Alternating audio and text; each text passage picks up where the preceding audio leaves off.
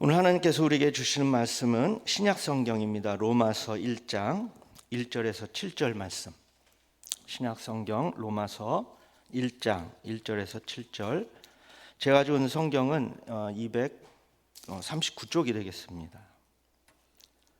로마서 1장 1절에서 7절 말씀. 우리 찾으셨으면 한 절씩 교독하고 마지막 절은 합독하도록 하겠습니다. 제가 먼저 1절 읽습니다. 예수 그리스도의 종 바울은 사도로 부르심을 받아 하나님의 복음을 위하여 택정함을 입었으니, 이 복음은 하나님이 선지자들을 통하여 그의 아들에 관하여 성경에 미리 약속하신 것이라.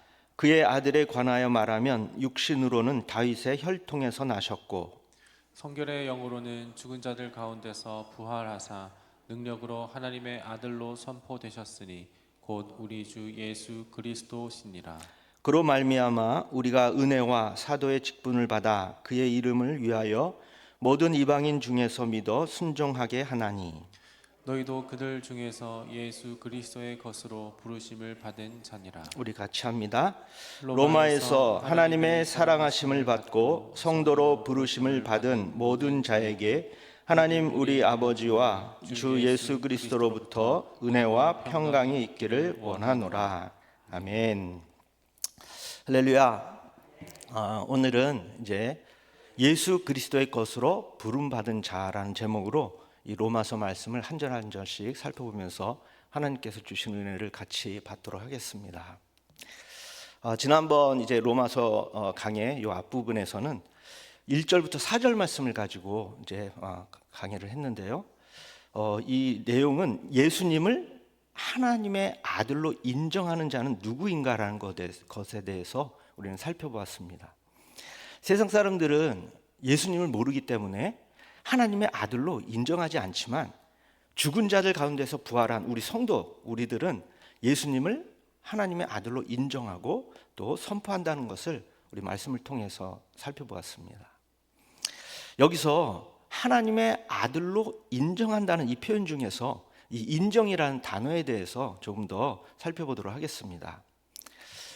여러분, 이 인정한다라는 것은 이 사람들의 욕구와 관련이 있습니다. 이 욕구에 대해서 아주 구체적으로 연구한 학자가 있습니다. 이분은 바로 미국의 심리학자인 매슬로우라는 학자인데요. 이분은 사람들이 가지고 있는 욕구를 5가지의 단계로 또 연구하며 설명을 하고 있습니다. 이 5단계를 잠깐 설명을 드리면 이렇습니다. 첫 번째 1단계는 생리적인 욕구입니다. 생리적인 욕구. 어떤 거냐면 인간에게 있어서 이제 가장 기본적이라 할 수 있는 의식주에 대한 욕구인데, 즉 입는 것, 또 먹는 것, 그리고 이제 거주지에 대한 것, 이러한 것들을 얻고자 하는 욕구입니다. 자, 그리고 두 번째 2단계 욕구는 안전에 대한 욕구입니다. 이 욕구는 근본적으로 이제 육체적, 신체적으로 또 감정적인 위험으로부터 보호되고 안전해지기를 바라는 그런 욕구입니다. 자, 그리고 세 번째 3단계 욕구는 소속감과 또 애정에 대한 욕구입니다. 이 욕구는 인간은 사회적인 동물이기 때문에, 존재이기 때문에 어디엔가 소속되기를 원하는 욕구입니다. 예를 들면은 이제 우리 동료들과 또 친교를 나누고 싶어 하거나 또는 이성 간에 또 교제를 하고 싶어 하거나 또 결혼을 하고 싶어 하는 이러한 욕구입니다. 자, 네 번째 단계는 존경의 욕구인데요. 이 욕구는 내적으로는 또 자존 자유를 성취하려는 욕구이고요. 외적으로는 다른 사람들로부터 인정받고 싶어 하고 또 집단 내에서 어떤 지위를 확보하려는 이러한 욕구입니다. 마지막 5번째 5단계 욕구는 자아 실현의 욕구인데요. 이 욕구는 가장 최상위에 있는 욕구입니다. 앞단계 1단계부터 4단계까지 모든 욕구가 충족되면은 그 다음에는 나의 능력을 발휘하고 싶다, 나의 자기 개발을 계속하고 싶다라는 이런 자아 실현 욕구가 강력하게 나타나게 된다는 것입니다. 따라서 이것은 자신이 이룰 수 있는 것, 즉 계속적인 자기 발전을 통해서 성장하고 또 자신의 잠재력을 극대화해서 자아를 완성시키려는 욕구입니다. 자, 이 중에서 오늘 말씀인 하나님의 아들로 인정한다라는 이 표현과 연결시켜 보면은 5단계 중에서 네 번째 단계인 이 존경의 욕구, 즉 자기 존중의 욕구, 다른 사람에게 인정받고 싶어하는 이 욕구와 가장 밀접한 관계가 있습니다. 그렇습니다. 사람은 누구나 인정받고 싶어하는 욕구를 가지고 있습니다. 아무리 먹을 것이 풍부하고 별 걱정 없이 산다고 해도 다른 사람들로부터 인정받지 못하면 우울해지는 것이 바로 사람이 가지고 있는 속성입니다. 즉 사람들에게 인정받지 못한 사람은 마음에 병이 들기 마련이고요. 그 병은 끝내 육체의 병으로까지 이어진다는 것입니다. 이처럼 사람들은 누구나 할 거 없이 다른 사람들로부터 인정받고 싶어하는 욕구가 있습니다. 여러분, 일반적으로 사람들은 인정받고 또 인정하는 것을 좋아합니다. 누군가를 인정해 줄 수 있는 위치에 있는 사람이라면 자신의 위치를 아주 자랑스럽게 생각을 합니다. 또 자신이 누군가에게 인정받는 사람이라고 생각한다면 그 사실에 대해서 또 뿌듯해합니다. 그런데 인정이란 단어에는 반드시 따르는 단어가 있는데요. 그것은 바로 책임이라는 단어입니다. 누군가를 인정할 때는 그 인정한 것에 대한 책임을 지겠다는 뜻이 내포되어 있습니다. 그럼 인정은 누가 누구에게 하는 것일까요? 대체로 인정은 높은 사람이 낮은 사람에게 하는 것입니다. 왜냐하면 모든 면에서 낮은 사람을 책임질 만한 위치에 있기 때문입니다. 이처럼 사람들과 사람들 사이에서의 인정이란 그 사람을 책임지겠다는 뜻을 가지고 있습니다. 그런데 기독교에서 말하는 인정이란 조금 다른 의미가 있습니다. 사람들 사이에서 말하는 이 인정과는 좀 다른 의미가 있는 것입니다. 훨씬 심오하고 어떻게 보면 정반대의 의미를 가지고 있습니다. 자, 인정이란 높은 사람이 낮은 사람에게 해주는 것이라고 말씀을 드렸는데요. 이런 관계로 볼 때 창조주이신 하나님은 높은 분이시고 피조물인 우리 사람은 낮은 자입니다. 따라서 인정은 하나님이 사람에게 해주는 것이 당연한 것입니다. 그런데 오늘 4절 말씀에 보면은 정반대로 하나님이 사람들에게 인정을 받았다고 하는 것을 볼 수가 있습니다. 우리 4절 말씀을 다시 한번 합독하도록 하겠습니다. 4절입니다. 시작. 성결의 영으로는 죽은 자들 가운데서 부활하사 능력으로 하나님의 아들로 선포되셨으니 곧 우리 주 예수 그리스도시니라. 아멘. 자, 여러분, 여기서 하나님의 아들로 선포되셨다라는 말은 우리말 성경에서는 하나님의 아들로 인정되셨다라고 번역이 되어 있습니다. 즉 사도 바울은 예수 그리스도를 하나님의 아들로 인정했다고 말하는 것입니다. 여러분, 인정은 누군가를 책임져 주겠다는 뜻이 있다고 말씀드렸는데, 이런 의미로 보면은 피조물인 사람이 창조이신 하나님의 아들인 예수님을 책임져 주겠다는 말입니다. 그런데 이게 말이 된다고 생각하십니까? 죄인인 사람들이 어떻게 예수님을 책임질 수가 있겠습니까? 그토록 예수님을 따라다녔던 제자들까지도 이 하나님의 아들인 이 예수님을 모른다고 배반을 했는데 이것은 책임을 지는 행위가 아닙니다. 또 원칙적으로 죄인인 사람들은 하나님을 인정할 수 없는 존재들입니다. 또한 하나님이 우리의 인정을 받으신다는 것은 있을 수 없는 일입니다. 왜냐하면 피조물인 사람들은 하나님을 책임질 수 없는 존재이기 때문입니다. 그런데 하나님께서는 이런 사람들로부터 아무런 책임을 바라지 않으신 채 그저 인정을 받으신다고 말씀하십니다. 오히려 하나님은 예수님을 배반한 사람들을 향해 모든 것을 책임지시며 인정하시겠다고 말씀하십니다. 우리 6절 말씀을 다시 한번 합독하도록 하겠습니다. 시작. 너희도 그들 중에서 예수 그리스도의 것으로 부르심을 받은 자이니라. 아멘. 자, 여러분, 이 말씀은 하나님께서 우리들을 예수 그리스도의 것으로 인정하셨다라는 말입니다. 이것이 바로 창조주신 하나님과 또 피조물인 이 사람과의 관계에 대한 올바른 입장입니다.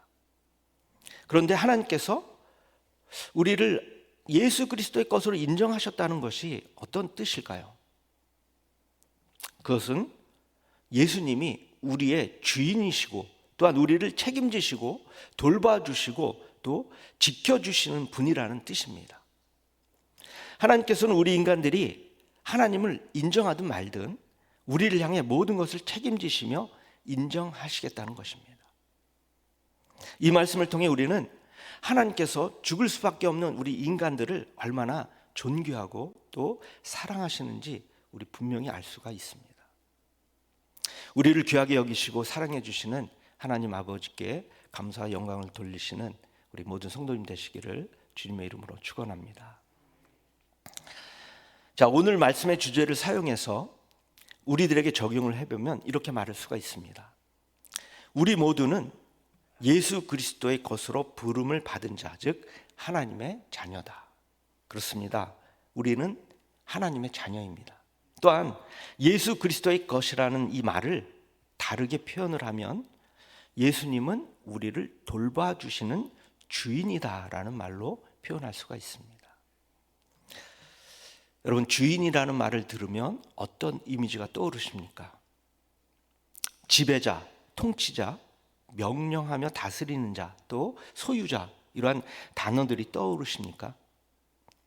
이러한 단어들이 떠오르신다면 이것은 세상의 기준으로 생각하기 때문입니다.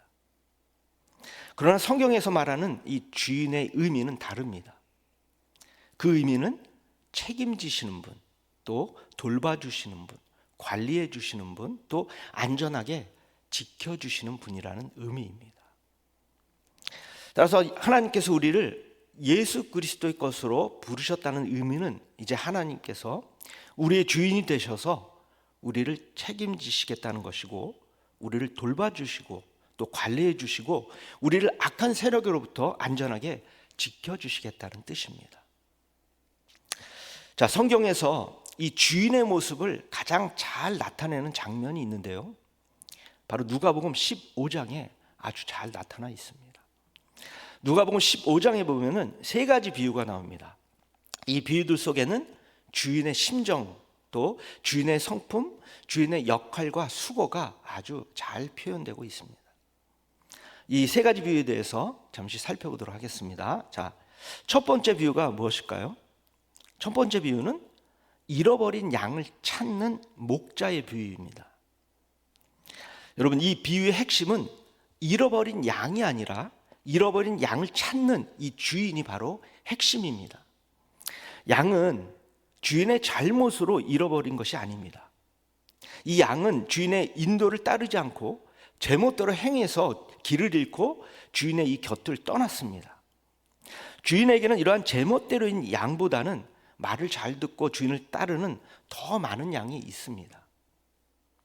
그럼에도 불구하고 이 주인은 이 한 마리 잃어버린 양을 찾으러 갑니다. 왜입니까? 바로 주인이기 때문입니다. 잃어버린 양을 책임지는 주인이기 때문에 한 마리의 양을 찾으러 간 것입니다. 여러분, 이 비유에서 우리는 이 잃어버린 양에 초점을 맞춰서는 안 됩니다. 자신의 잃어버린 양을 찾고 기뻐하는 이 주인의 모습에 우리는 초점을 맞춰야 합니다. 바로 이 주인의 모습이 이 비유의 핵심이기 때문입니다. 자, 두 번째 비유는 뭐냐면 잃어버린 드라크마를 찾는 이 여인의 비유입니다. 이 비유의 핵심도 이 드라크마가 아니라 바로 주인입니다. 자, 사실 많은 것 중에서 아주 작은 하나를 잃어버렸으면 그냥 버려도 되고 또 다시 사도 됩니다. 자, 예를 들어서 동전 수천만 개가 있습니다. 그 중에 1원짜리 동전 한 개를 잃어버렸습니다. 1원짜리 동전은 수천만 원에 비하면 아주 무시해도 될 만큼 아주 작은 액수이기 때문에 그냥 버린 셈 치면 됩니다. 그런데 이 여인은 기어코 찾아냅니다. 왜 이렇게 할까요? 바로 주인이기 때문입니다. 잃어버린 것을 찾기 위해서 수고하는 사람이 바로 주인이기 때문입니다. 따라서 이 비유도 잃어버린 드라크마가 아니라 자신의 것을 찾고 기뻐하는 여인의 이 모습이 핵심 포인트입니다. 자, 마지막 세 번째 비유는 잃어버린 아들을 찾는 아버지의 비유입니다. 이 비유의 핵심도 집을 나간 이 아들 탕자가 아닙니다. 아버지가 쫓아낸 것이 아니라 아들이 스스로 집을 뛰쳐나갔습니다.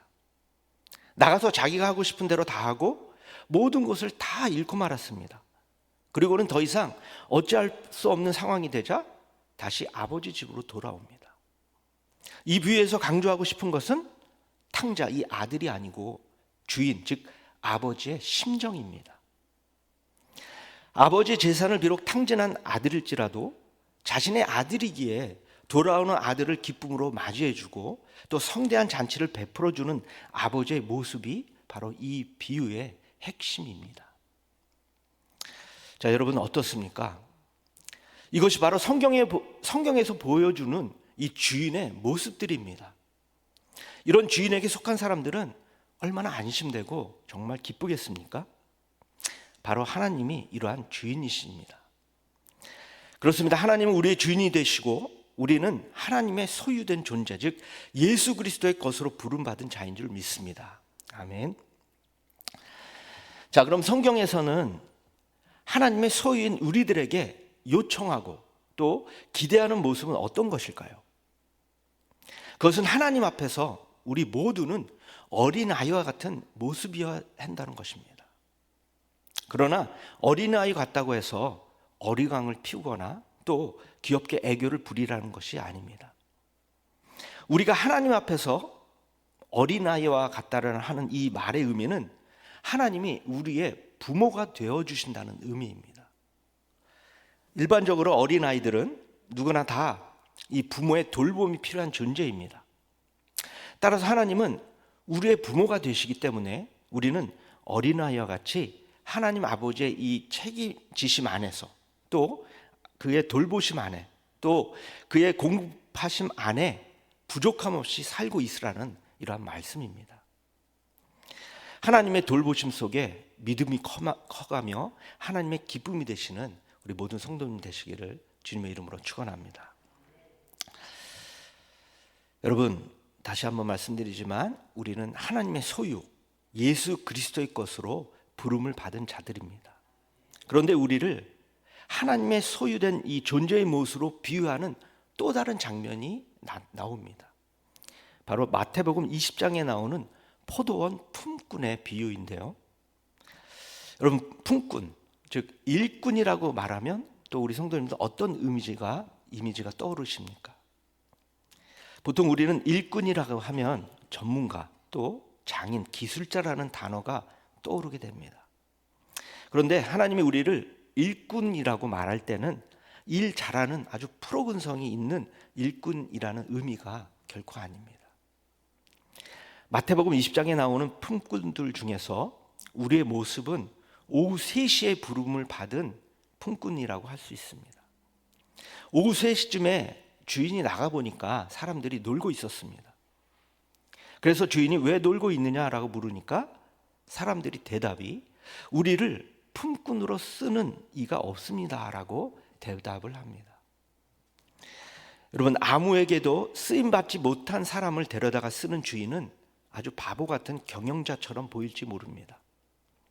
그런데 하나님은 그러한 우리를 품꾼으로 불러주시고 사용하여 주시고 엄청난 대가를 베풀어 주십니다.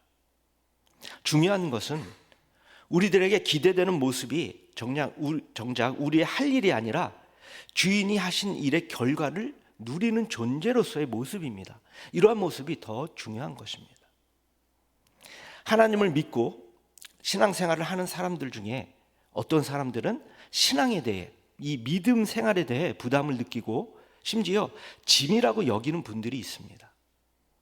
이런 사람들은 하나님이 하실 일을 자신이 해야 할 일이라고 오해해서 이렇게 느끼는 것입니다.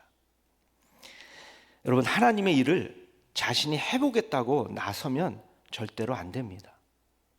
반대로 나의 일을 또 하나님께 해달라고 떠맡겨도 안 됩니다. 특히 구원이라는 것은 우리의 일이 아니라 하나님의 일입니다. 십자가를 지는 것도 예수님께서 하는 일이고요, 또 성령님을 보내시는 것도 예수님의 일입니다.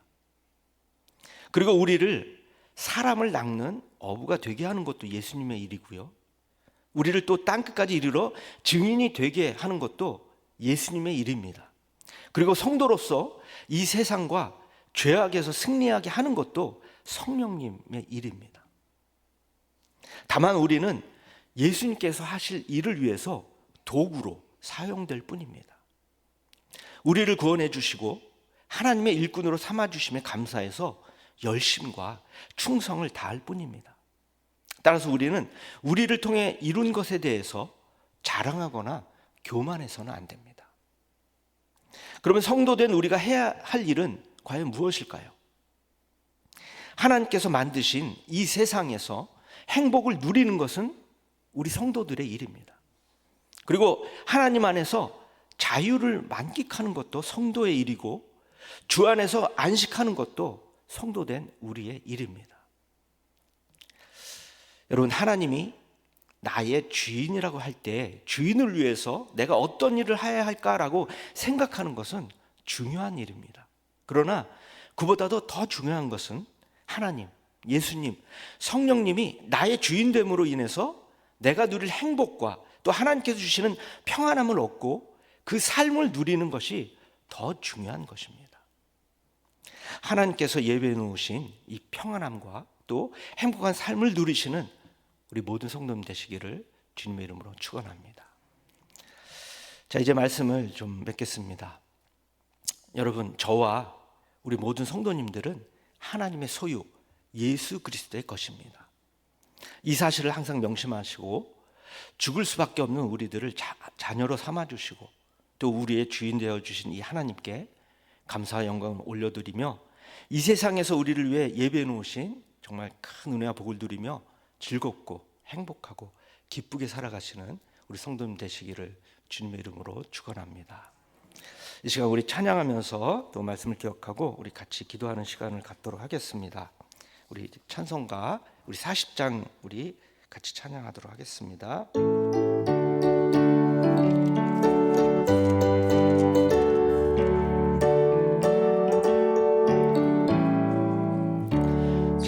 찬송으로 보답할 수 없는 큰 사랑, 주님께 영광 할렐루야. 형제 자매 모두 함께 모여 찬송해, 주님께 영광 할렐루야. 하나님의 자녀여 크게 찬송 부르며 밝고 거룩한 길로 기쁨으로 나아가 주의 보좌 앞으로 속히 들어가겠네. 주님께 영광 할렐루야. 우리 받은 주님 은혜 한량 없도다. 주님께 영광 할렐루야. 기쁜 찬송 부르면서 천국 가겠네. 주님께 영광 할렐루야. 하나님의 자녀여 크게 찬송 부르며 밝고 거룩한 길로 기쁨으로 나아가 주의 보좌 앞으로 속히 들어가겠네. 주님께 영광 할렐루야. 잠시 후에 우리 모두 주를 보겠네. 주님께 영광 할렐루야. 영광스러운 보좌 위에 거룩하신 주, 주님께 영광 할렐루야. 하나님의 자녀여 크게 찬송 부르며 밝고 거룩한 길로 기쁨으로 나아가 주의 보좌 앞으로 속히 들어가겠네. 주님께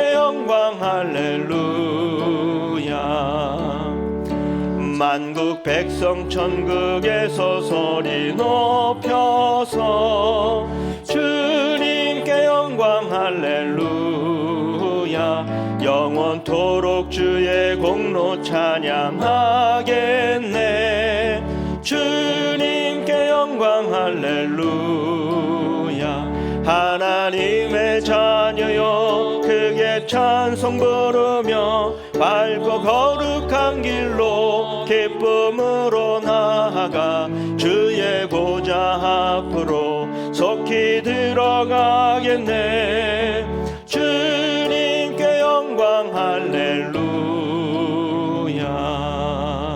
아멘.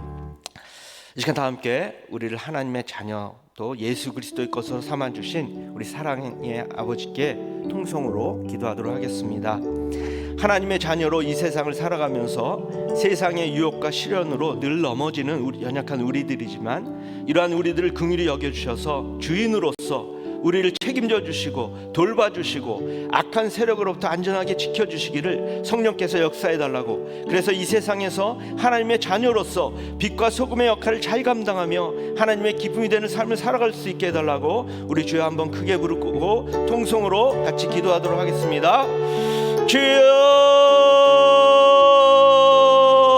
아버지 하나님 감사합니다. 오늘도 하나님 수요기도의 일부 이 은혜 보좌 앞에 우리 성도님들 불러주시고 또 예배 올려드리며 말씀으로 큰 은혜를 주시니 감사합니다. 오늘 로마서 말씀을 통해서 우리들은 하나님의 자녀 예수 그리스도의 것으로 부르심을 받은 자임을 다시 한번 깨닫게 해주시니 감사합니다.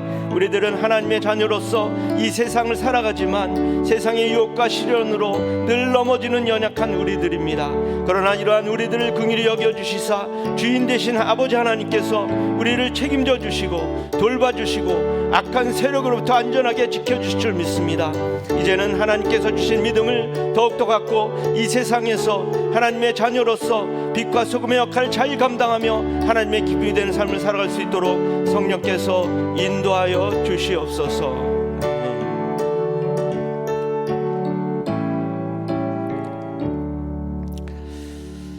우리를 하나님의 자녀 예수 그리스도의 것으로 삼아주신 사랑의 아버지 하나님, 하나님의 자녀로서 이 세상을 살아가지만 세상의 유혹과 시련으로 늘 넘어지는 연약한 우리들입니다. 그러나 이러한 우리들을 긍휼히 여겨주시사 주인으로서 우리를 책임져 주시고 돌봐주시고 악한 세력으로부터 안전하게 지켜주심에 감사를 드립니다. 이제는 하나님께서 주시는 큰 믿음을 갖고 이 세상에서 하나님의 자녀로서 빛과 소금의 역할을 잘 감당하며 하나님의 기쁨이 되는 삶을 살아갈 수 있도록 성령께서 인도하여 주시옵소서. 이 모든 말씀 우리의 주인 되어 주신 예수 그리스도의 이름으로 기도합니다. 아멘.